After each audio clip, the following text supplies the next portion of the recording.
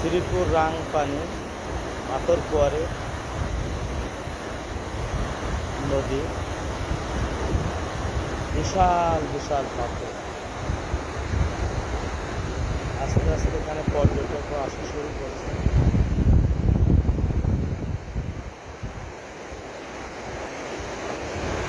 আমরা শেষ বিকেলে এখানে এসে পর্যটকদের নিরাপত্তাজনিত কারণে আমরা তাদেরকে এখান থেকে নিয়ে যাচ্ছি। তো আমি যেখানে দাঁড়িয়ে কথা বলছি তার বাম পাশে ইন্ডিয়া। এই পর্যটক ইন্ডিয়ার ভিতরে বাংলাদেশের ভিতরে ঢুকে যাচ্ছে। এই পিছনে যে মাছ মারছে ইন্ডিয়ার খাসিয়া, এরাই মাছ মারে এখানে, ওরা ইন্ডিয়ান। এবং এখানে অনেক লোক মাছ মারে।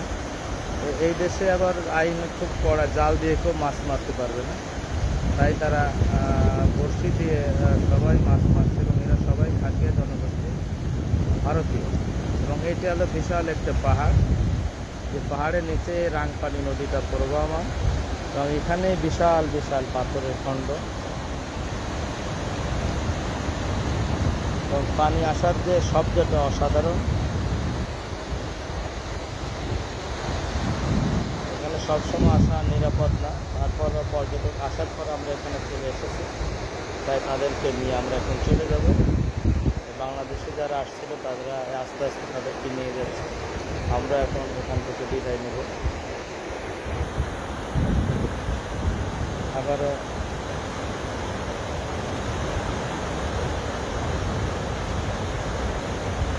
পাথর পানির শব্দটা আপনাদের শোনাতে যাচ্ছে।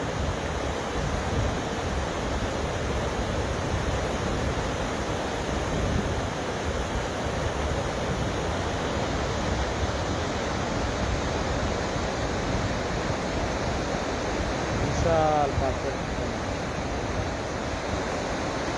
একাধিক পাথর খণ্ড এরকম এখানে অবস্থা।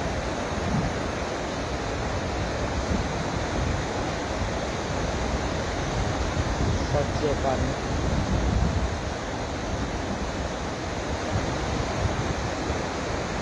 পর্যটকরা আসছে সুন্দর দৃশ্য ধারণ করার জন্য তাদের মোবাইলে। আপাতত আমরা রাংপানি ওখান যে পাহাড়ের নিচ থেকে বিদায় নিচ্ছি। আল্লাহ হাফেজ, আসসালামু আলাইকুম।